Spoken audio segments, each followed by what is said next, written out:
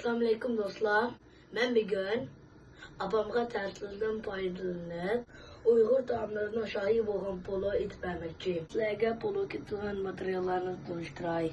Göç, sebze, piyaz, güç, tuz, zira ve su. Biz kızdı diye aval göçtü kazana salımız.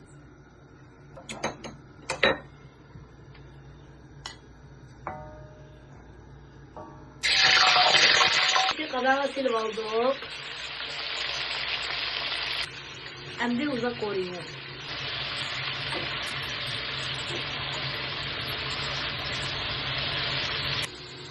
Döşte hazıra korup aldık.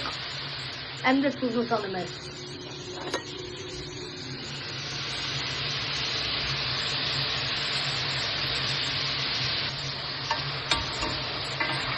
Hem de piyazlı salımız.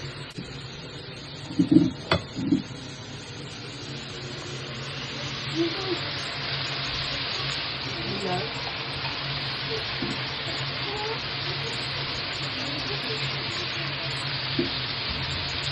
Hem de piyaz daha güzel koyuyor.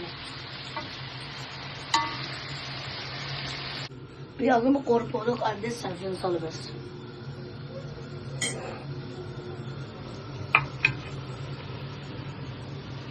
Sebzini hem de 15 minut koyuyoruz. Sebzini korpoluk hem de kaynak su, hem de su koyuyoruz. Ben kaynak su hissettim.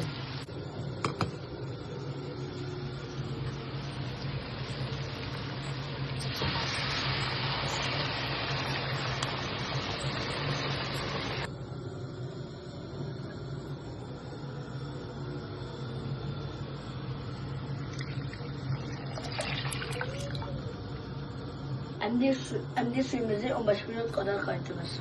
Kömürlerde su tayağı oldu hem de güreşi salırız. Bismillah.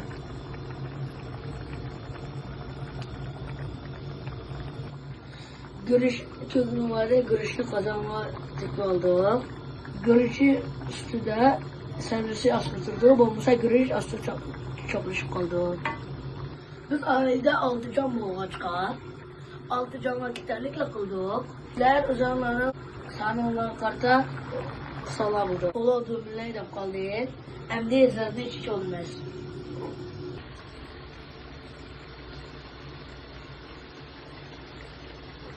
Sizin için içteki mastımız, tamaklı broki ve tamaklı tatlı için. Hem de en tırnağı ekle 30 minut demleyimiz. Yarım saatimiz koştu hem de tohlaşımız.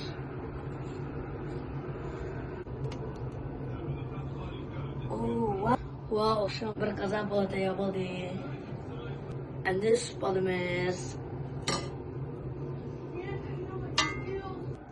Polonu tahtaya koyuştum burun. Yaxşı alıştırılmış. Hem de polonu spalımız.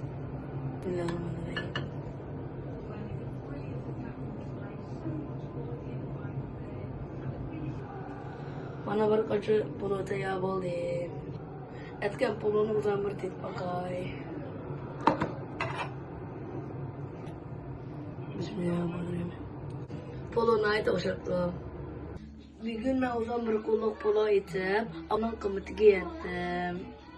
Hemen bana tatilge yaşı günler yaram olsun.